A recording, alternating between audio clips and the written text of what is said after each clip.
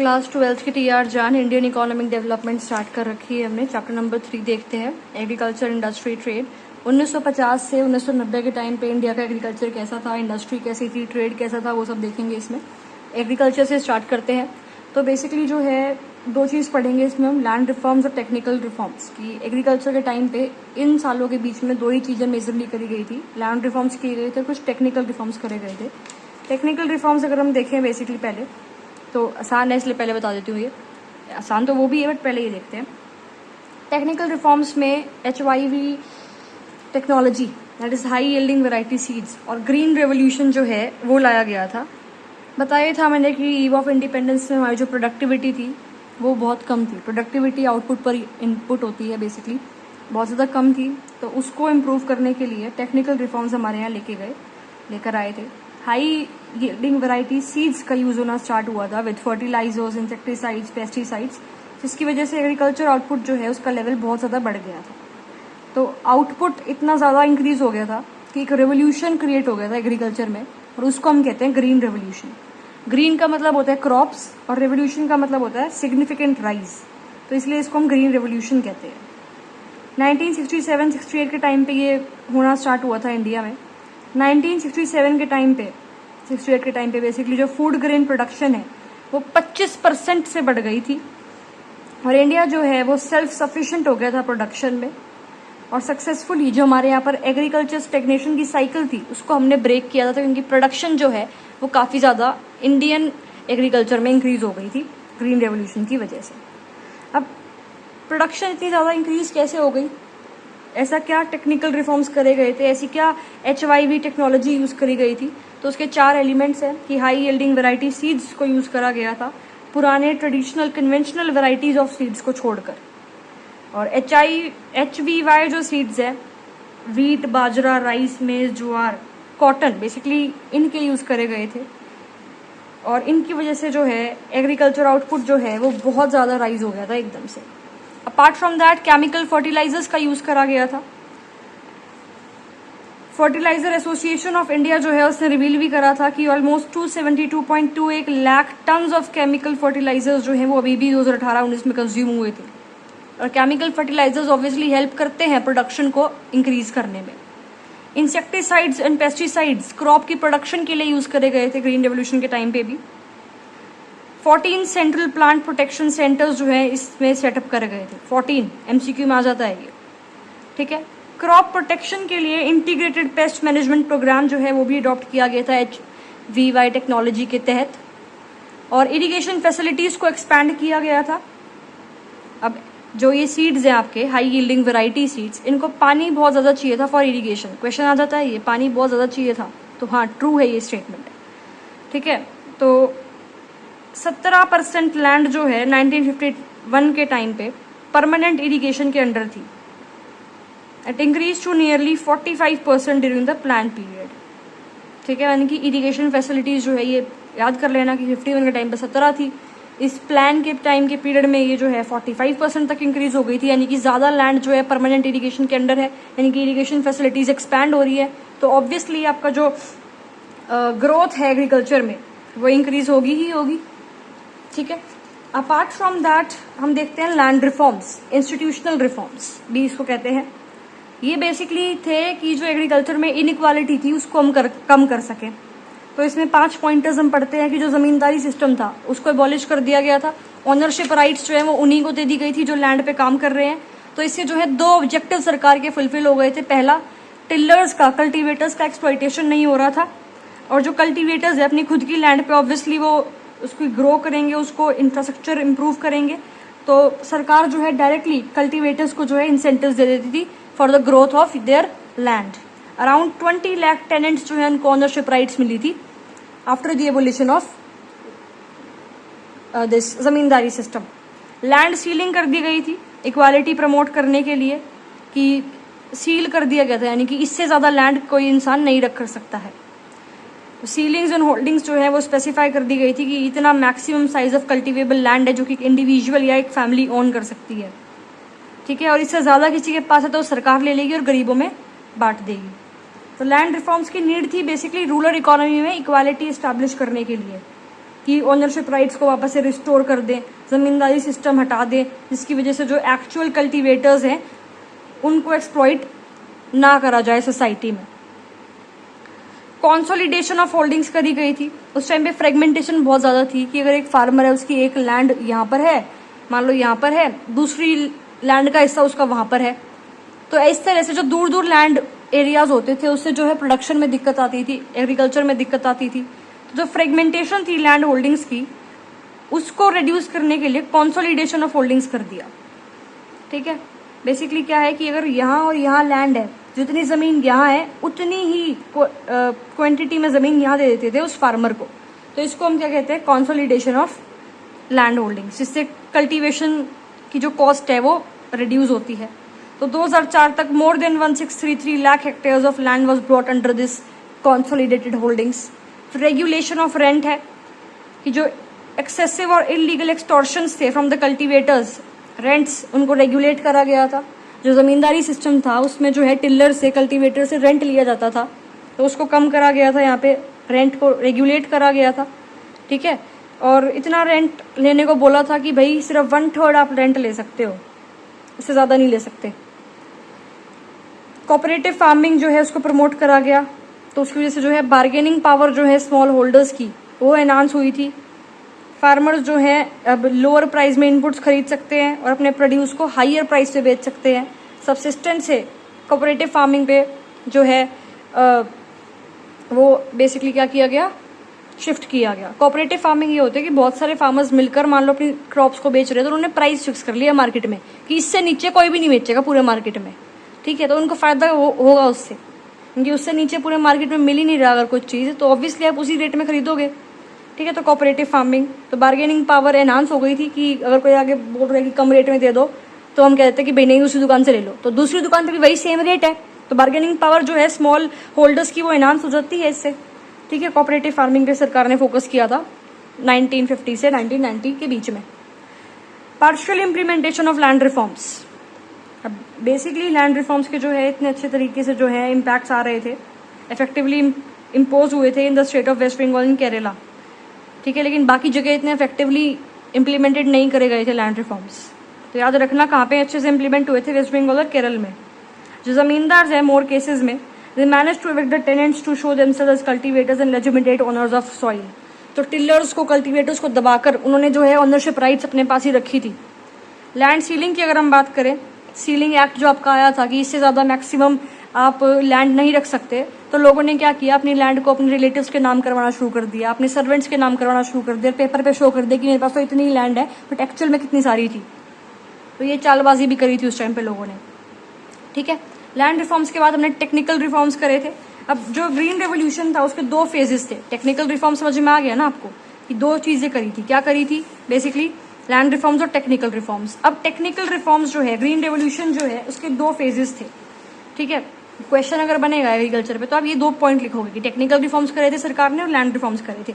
अब ये अलग क्वेश्चन बनता है, इसलिए इसको बाद में करा रही हूँ कि बेसिकली क्या फेजेस थे ग्रीन रेवोल्यूशन के।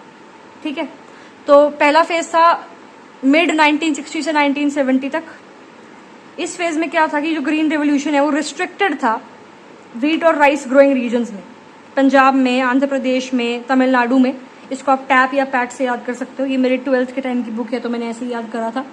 ठीक है, जो HIV सीड्स जो है उनको ज़्यादा पानी चाहिए होता है इरिगेशन के लिए, मैंने बताया था। फर्टिलाइजर्स, पेस्टिसाइड्स करेक्ट प्रोपोर्शन में चाहिए।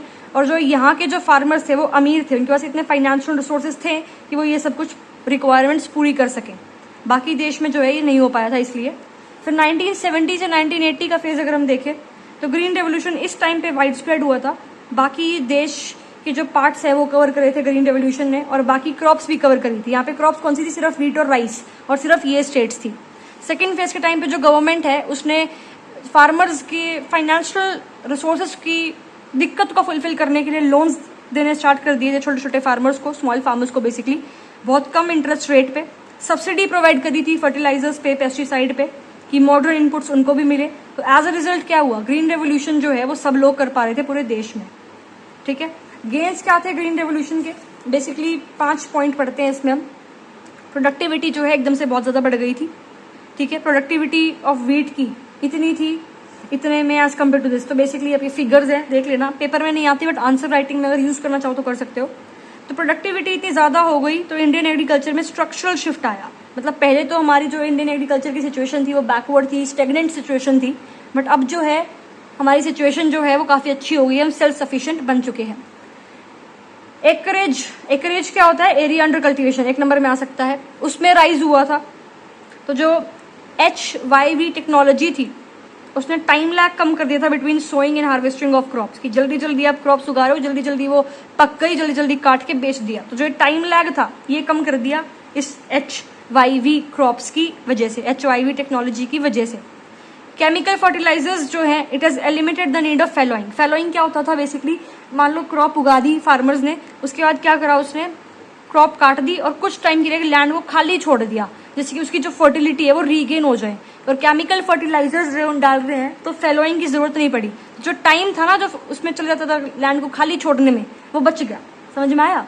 क्रॉप्स उगाई, काटी, बेच दी, कुछ टाइम के लिए उस लैंड को खाली छोड़ दिया कि इससे हम कुछ नहीं उगाएंगे, to regain the fertility of soil. But अब ये दिक्कत ही नहीं आएगी to regain the fertility of soil, क्योंकि हमारे पास केमिकल फर्टिलाइजर्स हैं। तो डबल क्रॉपिंग पॉसिबल हुई धीरे धीरे।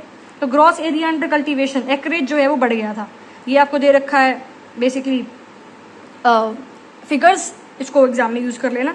आगे shift from subsistence to commercial farming, ठीक है। तो बहुत ज्यादा आउटपुट बढ़ गया था फार्मर्स के पास, तो इतना ज्यादा तो उनकी फैमिली नहीं खाएगी, इतना ज्यादा उनकी फैमिली कंज्यूम नहीं करेगी। तो फार्मर ने सोचा बाकी कम बेचाते हैं मार्केट में, प्रॉफिट भी कमा लेंगे। और कोऑपरेटिव फार्मिंग पता लगी थी ना, तो कोऑपरेटिव फार्मिंग वगैरह करके जो है काफी फायदा हो गया था इंडियन एग्रीकल्चर को उस टाइम पे, कमर्शियल फार्मिंग से भी और कोऑपरेटिव फार्मिंग से भी, ठीक है। ग्रोथ एंड डेवलपमेंट जो है इंडियन एग्रीकल्चर में हो रहा था। मार्केटेबल सरप्लस क्या होता है? देखो, अगर एक फार्मर जो है उसने अपनी लैंड पे कुछ ना कुछ उगाया, ठीक है, और जो उसकी ऑन फार्म कंजम्पशन है, मतलब जितना उसके घर वाले जो है वो कंज्यूम कर रहे हैं, उसके अलावा जो बच गया उसको कहते हैं मार्केट सरप्लस। तो आउटपुट कितना है माइनस में कितनी कंजम्पशन हो गई by the family of farmer is equal to your marketable surplus. इसको फिर वे बेचते हैं, बदले में कैश मिलती है। ऑब्वियसली वीट को एक्स्ट्रा सरप्लस को बेच के आएंगे मार्केट में, तो बदले में पैसे मिलेंगे। उस पैसे से क्या करते हैं? प्रोड्यूसर गुड्स खरीदते हैं, अपनी जो है बेसिकली लाइफस्टाइल को इम्प्रूव करते हैं। इंडियन एग्रीकल्चर में जो इनको जरूरत चाहिए, फर्टिलाइजर्स, केमिकल्स, पेस्टिसाइड्स, इंफ्रास्ट्रक्चर है बाकी एग्रीकल्चर में यूज होने वाला, उसको इम्प्रूव करते हैं ये लोग, ठीक है। तो मार्केटेबल सरप्लस कब आता है? जब कमर्शियलाइजेशन ऑफ एग्रीकल्चर है। इंपॉर्टेंट आ जाती है लाइन कई बार आपकी क्वेश्चंस में कि marketable surplus is a sign of what? Obviously commercialisation of agriculture. अगर सिर्फ सब्सिस्टेंस फार्मिंग होती तो मार्केटेबल सरप्लस थोड़ी जनरेट होता। स्पीड में करा रही हूँ, मुझे पता है, सब आता होगा आपको, ये रिविजन चल रही है, वन शॉट है ऑब्वियसली, जो समझ में तो आ ही रहा है। आगे देखो, चेंज इन फार्मर्स आउटलुक। तो कमर्शियलाइजेशन ऑफ एग्रीकल्चर जो है उसकी वजह से फार्मर का आउटलुक है वो काफी चेंज हो गया था। फार्मिंग जो है अब सिर्फ एक view of source of subsistence नहीं देखा जा रहा था, बताया ही ये पॉइंट अभी मैंने आपको। सेल्फ सफिशिएंसी फूड ग्रेड में आ गई थी और बफर स्टॉक हमारे पास बन गए थे। बफर स्टॉक बेसिकली क्या होता है? Buffer stock is the concept in India जो कि आपके 4th 5 ईयर प्लान के टाइम पे आया था। उसका मतलब ये होता है कि जो गवर्नमेंट है वो इमरजेंसी के लिए कुछ फूड ग्रेन्स जो है अपने पास बचा कर रखती है, ठीक है, इमरजेंसी के लिए। अब सरकार ने जो है ये अपने पास कैसे स्टॉक बना के रख रखा है ग्रेन्स के, उससे वो पीडीएस सिस्टम चलाती है, पब्लिक डिस्ट्रीब्यूशन सिस्टम, जो कम रेट पे राशन मिलता है गरीब लोगों को, बिलो पॉवर्टी लाइन वालों को। वो कहाँ से मिलता है? इसी तो बफर स्टॉक से मिलता है। और अगर कोई इमरजेंसी की सिचुएशन आ जाती है देश में तो तब भी इतना ग्रेन्स है इंडिया के पास कि आप आराम से पूरी इंडिया को खिला सको बिठाकर, ठीक है। तो बफर स्टॉक क्यों हो पाया ये? Because of your green revolution. कौन से प्लान में है? 4th 5 year plan. Important point है, एमसीक्यूज में आ जाता है, ठीक है। नेक्स्ट है gains of green revolution, significant but not sufficient. Significant gains तो थे, इंप्रूवमेंट तो काफी हुआ था, बट सफिशिएंट नहीं था। या बेसिकली अगर क्वेश्चन आ जाता है कि लिमिटेशंस बता दो ग्रीन रेवोल्यूशन की, तो आप क्या लिखोगे? तो ग्रीन रेवोल्यूशन जो है, पहली बात वो लिमिटेड क्रॉप्स पे ही था, व्हीट और राइस पे। इनमें ही इनकी ही प्रोडक्शन में राइज हुआ था। जूट, कॉटन, टी, पल्सेस, इनकी क्रॉप्स में कोई सच इतना राइज नहीं हुआ था। अनइवन स्प्रेड, ग्रीन रेवोल्यूशन जो है यूनिफॉर्म स्प्रेड नहीं हुआ, उसका सिर्फ पंजाब, हरियाणा और महाराष्ट्र और तमिलनाडु में हुआ था। लेकिन ईस्टर्न यूपी देखोगे, बिहार देखोगे, एमपी देखोगे, ओडिशा देखोगे तो रिलेटिवली ये इनसिग्निफिकेंट था। लिमिटेड फार्मिंग पॉपुलेशन, ये मैंने इसको याद करने के लिए शॉर्ट ट्रिक्स बनाती रहती थी मैं, तो आप याद कर लेना। मेरे टाइम पे क्या था कि 40 MCQs आए थे, ठीक है, तो इसीलिए मेरे को एक एक पॉइंट अच्छे से याद करना पड़ रहा था, अच्छे से गो थ्रू करना पड़ रहा था, एक एक लाइन, तो इसलिए सब कुछ याद करना इंपॉर्टेंट था। Next is limited farming population. तो bulk of farming population India में अभी भी, इस टाइम पर भी जब ग्रीन रेवोल्यूशन लाया गया था, स्मॉल और मार्जिनल फार्मर्स थे। तो ग्रीन रेवोल्यूशन का फायदा सिर्फ उन फार्मर्स को मिला जिनके पास पैसा ज्यादा था। बेशक सरकार ने जो है लोन्स वगैरह दिए हो, बट फिर भी ओवरऑल हम देखें तो फायदा उन्हीं को मिला था जो अमीर फार्मर्स थे। इकोनॉमिक डिवाइड जो है बढ़ गया था, वो रिच और पुअर फार्मर्स के बीच में। रिच फार्मर्स तो अपना कर रहे हैं ग्रीन रेवोल्यूशन, पुअर फार्मर्स को कोई फायदा ही नहीं हो रहा। तो सिग्निफिकेंट तो थे इसके आपके जो गेन्स थे, बट वो सफिशिएंट नहीं थे। जो गैप था रिच और पुअर के बीच में, उसको ये फुलफिल नहीं कर पाया, उसको ये फिल नहीं कर पाया ग्रीन रेवोल्यूशन। HYV टेक्नोलॉजी जो है उसने रिच फार्मर की इनकम बढ़ा दी थी, बट जो स्मॉल फार्मर्स थे वो उसको अडॉप्ट ही नहीं कर पा रहे थे, तो वो अभी भी पॉवर्टी से ही जूझ रहे थे। तो जो ग्रीन रेवोल्यूशन है उसमें ग्रोथ तो हुई थी, बट इक्विटी नहीं थी, यानी कि इंक्लूसिव ग्रोथ नहीं थी, सिर्फ GDP ग्रोथ थी। अब देखते हैं एग्रीकल्चर सब्सिडीज, वर्च्यू और वाइस। सब्सिडी बेसिकली क्या होता है? Monetary assistance. इंपॉर्टेंट है ये मॉनेटरी असिस्टेंस। कौन सा असिस्टेंस है? सब्सिडी मॉनेटरी असिस्टेंस है जो सरकार देती है, ठीक है, जनता को। तो एग्रीकल्चर सब्सिडी देखते हैं, वर्च्यू है, वाइस है। कई लोग कहते हैं देनी चाहिए, कई लोग कहते हैं इतना पैसा कहाँ से आ रहा है सरकार के पास जो आप इतनी सारी सब्सिडी दे रहे हो एग्रीकल्चर पे, ठीक है। तो वाइस यानी कि नेगेटिव पॉइंट्स क्या है सब्सिडी देने के? वही बर्डन ज्यादा है गवर्नमेंट के फाइनेंसिस पे, खर्चों पे। मिस अप्रोप्रिएटेड बेनिफिट्स है, बिल्कुल करेक्ट बात है ये। जो फार्मर्स हैं प्रॉस्पेरस रीजन के, वो भी इसका फायदा उठाते हैं, और जिनके पास एक्चुअल में ये सब्सिडी पहुंचनी चाहिए उनके पास पहुंचती नहीं है। वेस्टफुल कंजप्शन, अगर आपको फ्री में इरिगेशन फैसिलिटीज मिल रही है तो ट्यूबवेल चला रहता है पूरे पूरे दिन, पानी बहता रहता है, वेस्ट होता रहता है, कोई मतलब नहीं ट्यूबवेल बंद करने का। खुद का हो तो बंद करेंगे। इन्वायरमेंटल पोल्यूशन हो रहा है, अगर फर्टिलाइजर और पेस्टिसाइड पे सब्सिडी देते हैं सरकार को, वो सोचते हैं फ्री में मिल रहा है, ज्यादा यूज कर लेते हैं। वर्च्यू तो ऑब्वियसली है ही, एग्रीकल्चर एक रिस्की बिजनेस है, डेब्ट ट्रैप में फंस जाते हैं जो आपके फार्मर्स जो हैं, पुअर फार्मर्स। तो जो गैप है रिच और पुअर फार्मर्स के बीच में, उसको ब्रिज करने के लिए सरकार को सब्सिडी देनी ही पड़ेगी, राइट। तो सब्सिडीज को कम नहीं करना चाहिए हमें, बट उसकी इम्प्लीमेंटेशन को इम्प्रूव करना चाहिए। This is the need of the hour, या ये हम बेसिकली कर सकते हैं। तो ये एग्रीकल्चर के बारे में था in your time period of 1950 to 1990। अब देखते हैं इंडस्ट्री के बारे में। अब देखो, अगर हमें सस्टेन GDP ग्रोथ चाहिए, ऐसा नहीं है कि देश में GDP कभी बढ़ रही है कभी कम हो रही है ऊपर नीचे हो जा रही है, नहीं, सस्टेन्ड चाहिए, कंसिस्टेंट चाहिए, तो उसका एपी सेंटर है इंडस्ट्रियल सेक्टर। बिकॉज जो इंडस्ट्रियल सेक्टर है वो अपॉर्चुनिटीज प्रोवाइड करता है, एम्प्लॉयमेंट अपॉर्चुनिटीज प्रोवाइड करता है, और वो स्टेबल होते हैं। एग्रीकल्चर की तरह अनस्टेबल नहीं है। एग्रीकल्चर में अगर बारिश आ गई तो आप काम नहीं कर सकते, आपके पास कोई नौकरी नहीं है, लेकिन इंडस्ट्रियल सेक्टर में ऐसा नहीं है, ठीक है। अब कॉलोनियल रूल जब था, उससे हमारी हैंडीक्राफ्ट इंडस्ट्री कितनी खराब हो गई थी, ग्रोथ उसमें थी ही नहीं बिल्कुल भी, और लार्ज स्केल इंडस्ट्री तो पूछो ही मत क्या हाल था। 5 ईयर प्लान हम लेके आए, स्पेशली सेकंड 5 ईयर प्लान में इंडस्ट्रियल डेवलपमेंट जो है वो उस पर मेन फोकस रखा गया, तब जाके थोड़ा बहुत हमारे यहाँ पर जो है धीरे धीरे इंडस्ट्रियल डेवलपमेंट हुई है। हमको काफ़ी ज़्यादा स्ट्रॉन्ग इंफ्रास्ट्रक्चर बेस चाहिए था अपने देश को डेवलपमेंट की तरफ बढ़ाते, अगर हमें चाहिए तो बढ़ाना है देश में डेवलपमेंट ग्रोथ करनी है तो काफ़ी स्ट्रॉन्ग इंडस्ट्रियल बेस चाहिए था, क्योंकि हम सब कुछ बाहर से इम्पोर्ट कर रहे थे उस टाइम पे, ठीक है।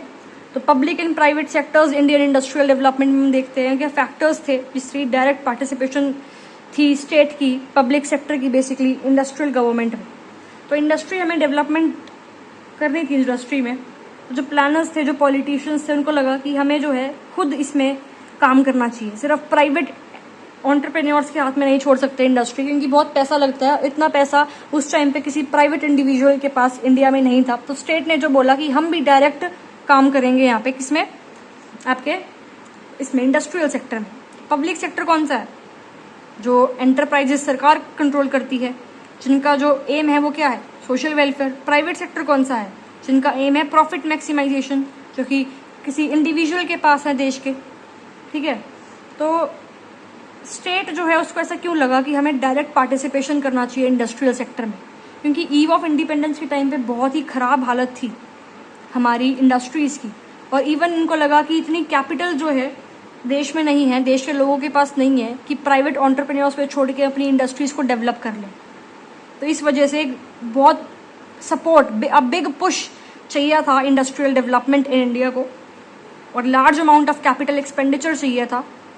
ठीक है, तो इसीलिए सरकार ने सोचा कि हम हेल्प करते हैं, हम बेसिकली डायरेक्ट पार्टिसिपेशन करते हैं इंडस्ट्रियल सेक्टर की डेवलपमेंट पे। लो इंड्यूसमेंट टू इन्वेस्ट, जो प्राइवेट इन्वेस्टर्स थे उनके अंदर कोई ऐसे इंड्यूसमेंट नहीं थी इन्वेस्ट करने की। लिमिटेड साइज ऑफ मार्केट पे वो काम करते थे, और लिमिटेड साइज ऑफ मार्केट है यानी कि लो लेवल ऑफ डिमांड है, और लो लेवल ऑफ डिमांड है यानी कि लो लेवल ऑफ इनकम है।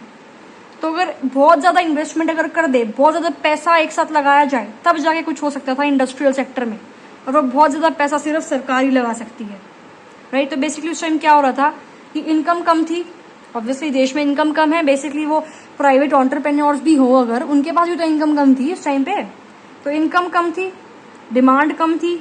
अब डिमांड लोगों की कम है तो मार्केट छोटा है, मार्केट छोटा है तो इसलिए इन्वेस्टमेंट नहीं कर रहा कोई, कि बिकना तो सामान है नहीं।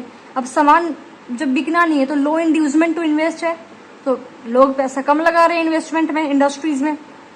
और वही जब पैसा लग ही नहीं रहा इंडस्ट्रीज में, तो पैसा आपके पास कहाँ से आएगा? अगर आपका काम है इंडस्ट्रीज पे सेटअप करना, और आपको पता है कि आपका सामान बिकेगा नहीं, तब सामान बनाओगे नहीं तो आपके पास पैसा भी नहीं आएगा।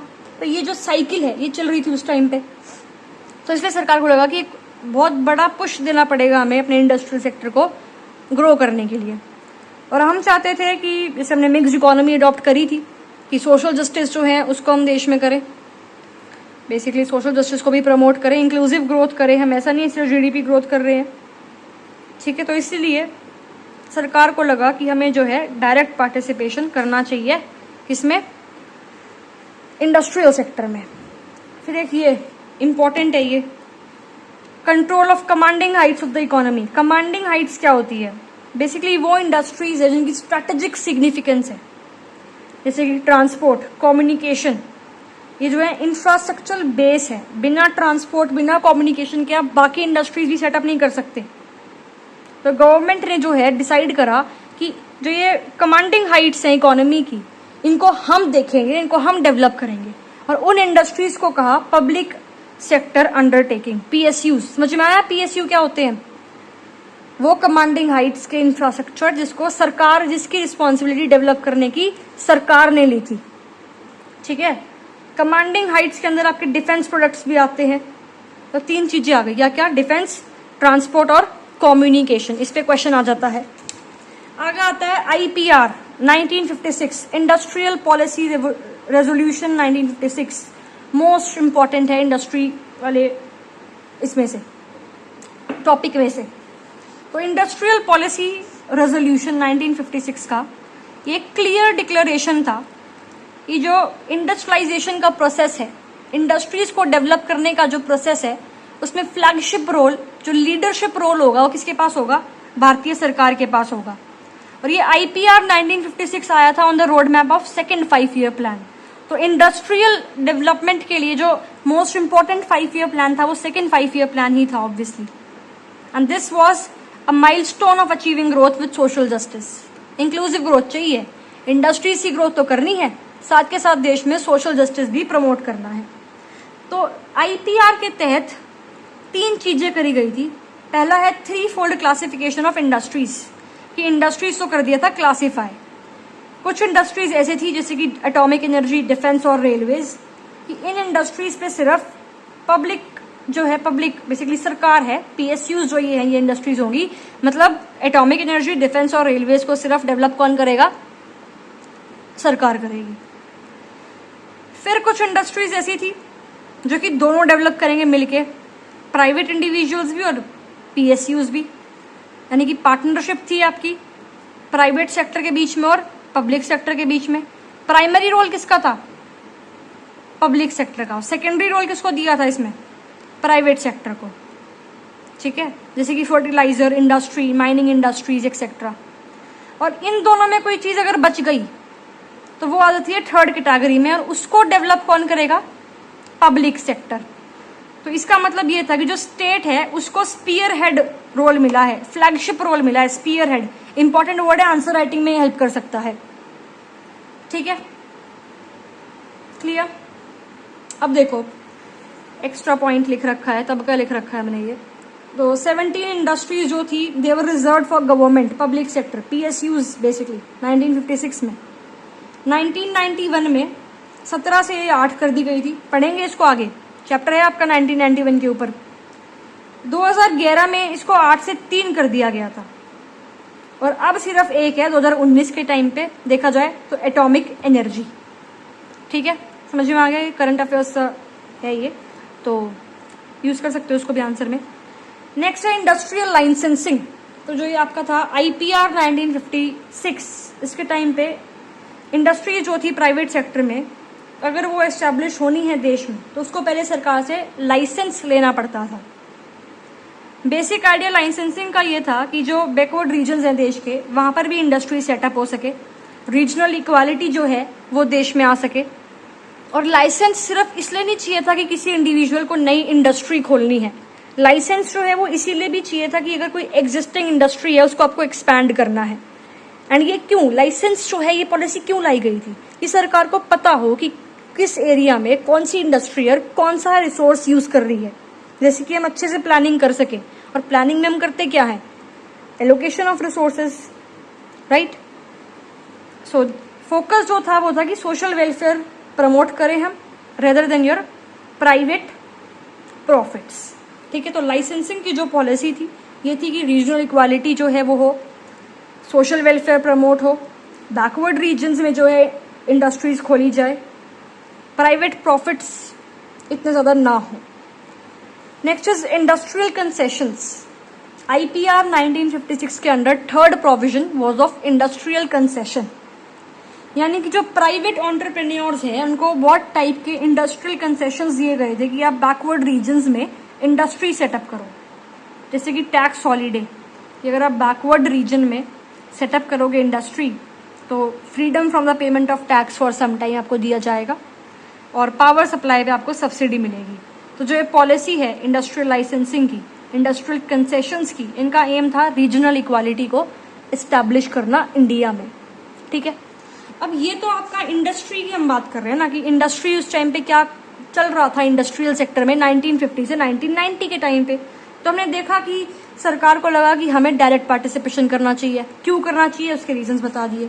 उसके अलावा IPR आया था 1956 का सेकेंड 5 ईयर प्लान के रोड मैप पे, सेकेंड 5 ईयर प्लान के रोड मैप पे, उसमें 3 आपके प्रोविजंस थे वो पढ़ लिए।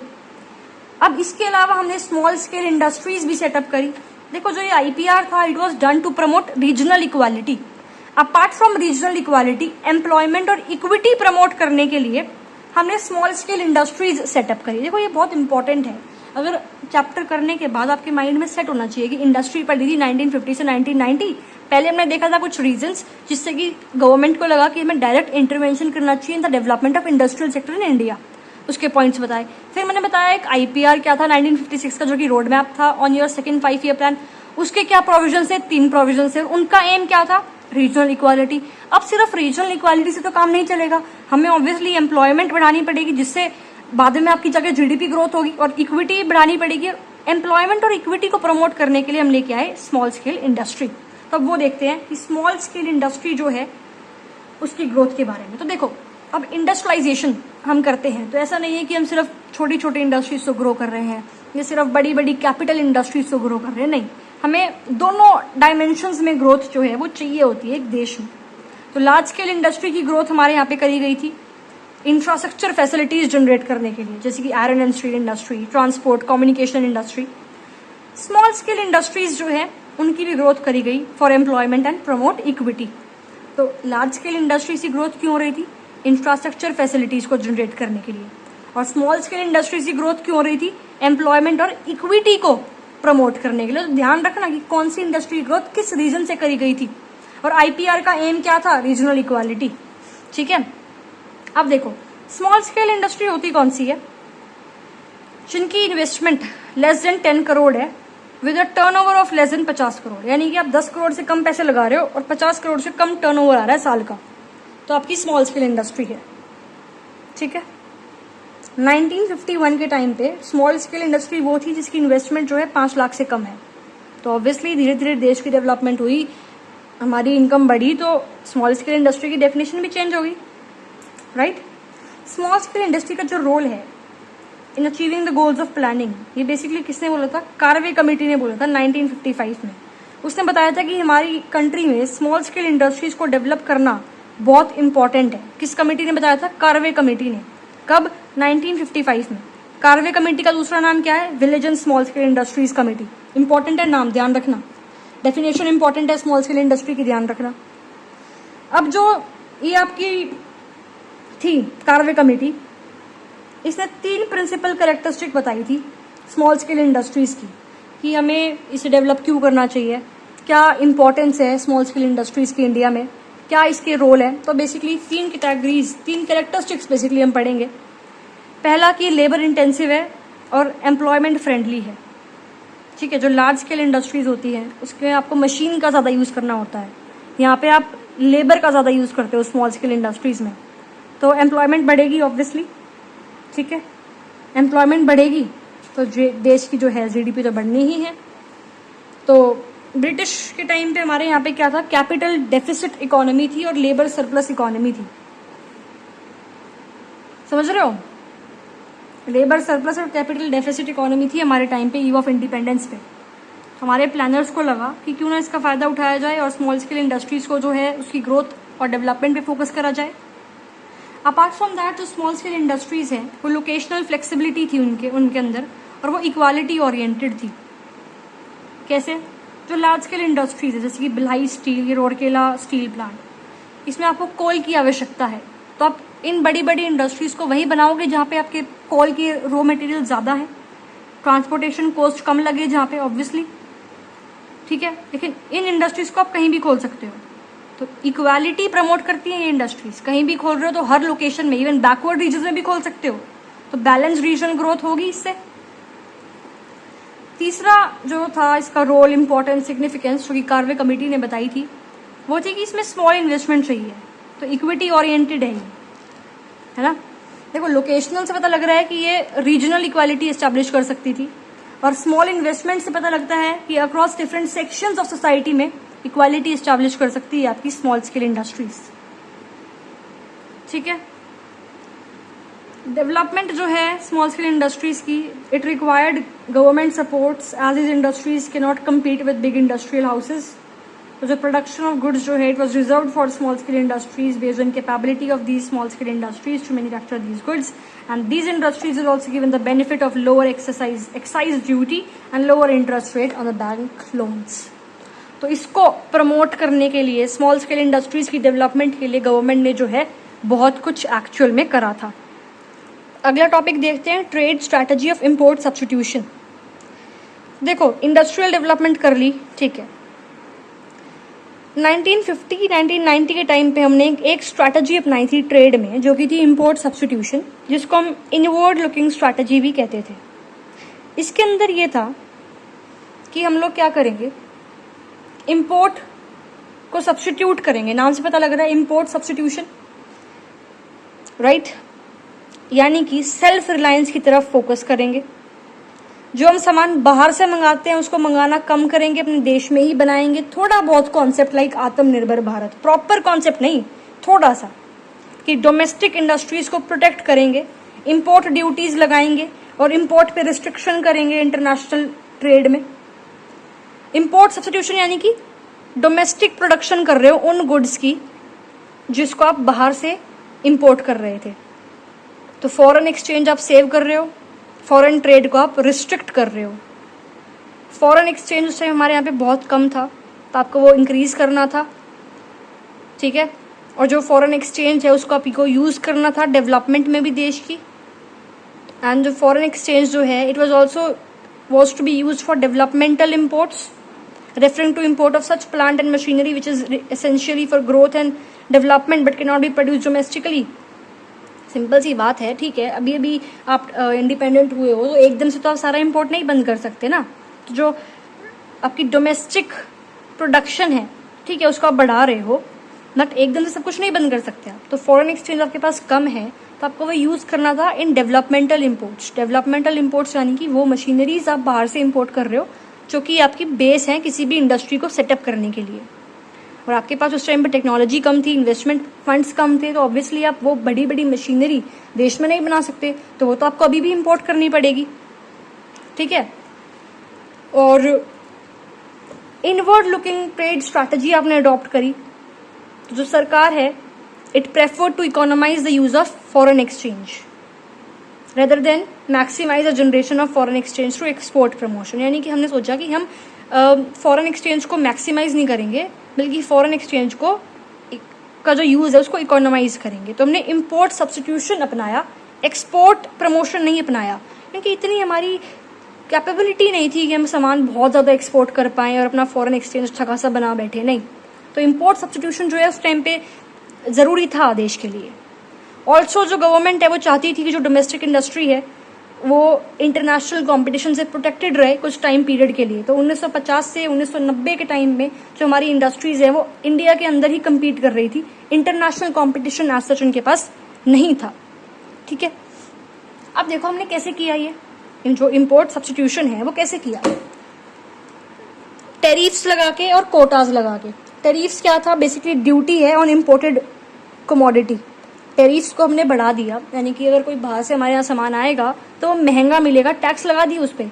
तो अब देश में कुछ सामान बाहर से आप मंगा रहे हो और वो महंगा मिल रहा है तो कौन खरीदेगा उसे, कोई भी नहीं खरीदेगा, ठीक है। और कोटा बेसिकली क्या था कि गवर्नमेंट ने जो है कोटा फिक्स कर दिए on the import of different goods from different countries, ठीक है। तो इस वजह से क्या हुआ कि सिर्फ इतना ही सामान आएगा, कोटा यानी कि इतना ही सामान देश में आएगा उस देश से, अगर आप इम्पोर्ट कर रहे हो कुछ तो किसी फिक्स्ड क्वांटिटी में आएगा। तो इसकी वजह से इम्पोर्ट पे क्या कर दिया, हमने रिस्ट्रिक्ट कर दिया इम्पोर्ट को, ठीक है। तो डोमेस्टिक प्रोड्यूसर्स को हमने प्रोटेक्ट कर लिया फॉरेन कंपटीशन से टैरिफ्स और कोटाज लगा के, ठीक है। इम्पोर्ट सब्सटीट्यूशन क्या होता है पता लग गया, ये आप फॉरेन एक्सचेंज को सेव कर रहे हो, कैसे, टैरिफ्स और कोटाज लगा के। उससे क्या हो रहा है, डोमेस्टिक प्रोडक्शन बढ़ रही है गुड्स एंड सर्विसेज की, बाहर से इम्पोर्ट कम कर रहे हो, ठीक है। एक्सपोर्ट प्रमोशन क्या होता है कि आप फॉरेन एक्सचेंज को अर्न कर रहे हो, और फॉरेन एक्सचेंज कैसे अर्न करोगे, जब आप बहुत ज़्यादा सामान बना रहे हो और बहुत ज़्यादा एक्सपोर्ट कर रहे हो, ठीक है। तो this was all about agriculture, industry and trade during your 1950s to 1990s। अब हम देखते हैं सेलिएंट फीचर्स क्या थे ग्रोथ स्ट्रैटेजी के उस टाइम पे, उसके गुड इफेक्ट्स क्या थे, उसके बैड इफेक्ट्स क्या थे। एक तो इंडस्ट्रीज का आपको क्लियर हो गया होगा कि पब्लिक एंटरप्राइजेज जो है उनका सेंट्रल रोल था इंडस्ट्रियलाइजेशन में, प्राइवेट एंटरप्राइजेज का जो है सेकेंडरी रोल था उसमें, और that too under permit licence raj, licensing की प्रॉपर्टी थी, लाइसेंसेस का प्रोविजन था बेसिकली आपका आईपीआर के अंडर, और इंडस्ट्रियल कंसेशन भी थी। तो फ्लैगशिप रोल किसके पास था इंडस्ट्रीज में, पब्लिक एंटरप्राइजेस के पास, सेकेंडरी रोल था प्राइवेट एंटरप्रेन्योर्स का, राइट। उसके बाद अगर हम देखें इंडस्ट्रियलाइजेशन में हमने इम्पोर्ट सब्सटीट्यूशन किया था, डोमेस्टिक इंडस्ट्री को जो है प्रोटेक्ट किया था फॉरेन कंपटीशन से, ड्यूटी लगा दी थी और कोटास फिक्स कर दिए थे। लार्ज स्केल इंडस्ट्री को डेवलप किया था हमने कि इंफ्रास्ट्रक्चर बेस देश में जो है तैयार कर सके। इन लार्ज स्केल इंडस्ट्रीज तो क्यों डेवलप किया था, उसके पीछे आपके क्या रीजन थे, अभी जस्ट मैंने बताया था आपको, टू जनरेट इंफ्रास्ट्रक्चर फैसिलिटीज। और स्मॉल स्केल इंडस्ट्री को ग्रो करने के क्या रीजन थे, to promote employment and equity, that is social justice. Good effect क्या था इस स्ट्रैटेजी का, इकोनॉमिक ग्रोथ जो है वो बढ़ गई थी, देख सकते हो आप फिगर्स, डाइवर्सिफिकेशन आ गई थी इंडस्ट्रियल सेक्टर में। जो सनराइज इंडस्ट्री है, सनराइज इंडस्ट्री बेसिकली जो ग्रो हो रही है धीरे धीरे, जैसे कि IT industry, electronics industry, AI वगैरह, उनको सनराइज इंडस्ट्री कहते हैं, ठीक है। एक टर्म और बताया था मैंने आपको कमांडिंग हाइट्स ऑफ इकोनॉमी, तो ये भी इंपॉर्टेंट है, ठीक है। लार्ज स्केल इंडस्ट्रीज की ग्रोथ हो रही थी उस टाइम पे, स्मॉल स्केल इंडस्ट्रीज की ग्रोथ हो रही थी, जो सोशल जस्टिस जो है वो था, जो पीरियड था उसमें स्ट्रक्चरल शिफ्ट आया था, जीडीपी इंक्रीज हो रहा था, 5 ईयर प्लान हम लेके आ रहे थे, तो सेल्फ रिलायंस वगैरह, मॉडर्नाइजेशन, इक्विटी जो है देश में हो रही थी। बैड इफेक्ट्स भी कुछ थे कि जो प्लानर्स हैं उनको लगा कि भाई हमने एक्सेसिव डोमिनेंस कर दिया पब्लिक सेक्टर का, तो थोड़ा बहुत करप्शन वगैरह इसमें हो रहा था क्योंकि डोमिनेंस बहुत ज़्यादा था आपका पब्लिक सेक्टर का, ठीक है। Dead social weight, public sector जो मोनोपोली है धीरे धीरे एक डेड सोशल वेट बन गया था, मतलब जो है सिर्फ जीडीपी ग्रोथ हो रही थी बट इनएफिशिएंसी, करप्शन, लीकेज इतनी ज़्यादा थी इस टाइम पे, ह्यूज लॉस हो रहे थे पीएसयूज को, तो डेड सोशल वेट, ह्यूज जो लॉस हो रहे थे पीएसयूज को। पता ही है आपको एयरलाइन पे कौन सी एयरलाइन थी जिसपे इतना ज़्यादा लॉस था, जब वो सरकार के पास थी उसको प्राइवेट कर दिया गया फिर, तो वो बेसिकली उस कंडीशन को हम कहते हैं डेड सोशल वेट। लाइसेंसिंग की जो प्रोविजन था आपका आईपीआर के अंडर, IR पता नहीं क्यों बोल देती हूँ बार बार, IPR, इंडस्ट्रियल पॉलिसी रेजोल्यूशन। तो उसकी वजह से क्या था कि कई लोग लाइसेंस लेते नहीं थे और सोचते थे कौन झंझट में पड़ेगा, तो इसलिए डेवलपमेंट इतनी ज़्यादा नहीं हो रही थी। बेसिकली अगर हम देखें, लाइसेंसिंग को जो है मिसयूज़ कर रहे थे इंडस्ट्रीज जो है वो, और डोमेस्टिक इंडस्ट्री को हमने प्रोटेक्शन किया था बाहर से इंटरनेशनल कंपटीशन से, इंपोर्ट सब्स्टिट्यूशन लगा के। तो कंपटीशन इतना ज़्यादा देश में नहीं था, तो हम बोल रहे हैं कि हमने कंपटीशन डाइवर्सिफिकेशन को अवॉइड करा था उस टाइम पे। तो ये बैड कुछ इफेक्ट्स हैं उसके। फॉरेन एक्सचेंज को हम सेव कर रहे थे थ्रू इंपोर्ट सब्स्टिट्यूशन, हम उसको बढ़ा नहीं रहे थे थ्रू एक्सपोर्ट प्रमोशन। तो लोग बोलते हैं ये गलत, एक इनसफिशिएंट पॉलिसी इंस्ट्रूमेंट था उस टाइम का, ठीक है। और बोला गया था कि इतना नेगेटिव इम्पैक्ट उस टाइम पड़ा था इस चीज़ का कि हमें वर्ल्ड बैंक से लोन लेना पड़ा था अपने गोल्ड रिजर्व्स को गिरवी रख के। तो लोग सपोर्ट नहीं करते हैं कई बार इसकी इंपोर्ट सब्स्टिट्यूशन की थ्योरी को। एज अ रिजल्ट देखें तो जो स्ट्रैटेजी थी, जो 5 ईयर प्लान के अंदर आपकी ग्रोथ हुई है 1990 तक, ठीक थी वो। इकोनॉमिक स्टेग्नेशन को हमने तोड़ दिया, एग्रीकल्चर में हम सेल्फ सफिशिएंट बन गए, इकोनॉमी हमने फिर भी ग्रो कर ली थोड़ी बहुत अपनी, ठीक है। स्ट्रक्चरल शिफ्ट आ गया था in terms of your agriculture और इंडस्ट्रियल में, GDP की फॉर्म में अगर हम देखते हैं। और 65% of population continue to be employed in your agriculture sector 1990 तक। लेकिन ये एक नेगेटिव इम्पैक्ट है कि इतना ज़्यादा डेवलपमेंट करी हमने इंडस्ट्रीज़ में, फिर भी 65% लोग जो हैं अभी भी एग्रीकल्चर सेक्टर में ही लगे हुए हैं आपके। इसका मतलब जो आपका इंडस्ट्रियल सर्विस सेक्टर है वो इतनी ज़्यादा जॉब्स जो है नहीं बना पाया था, right. So this was all.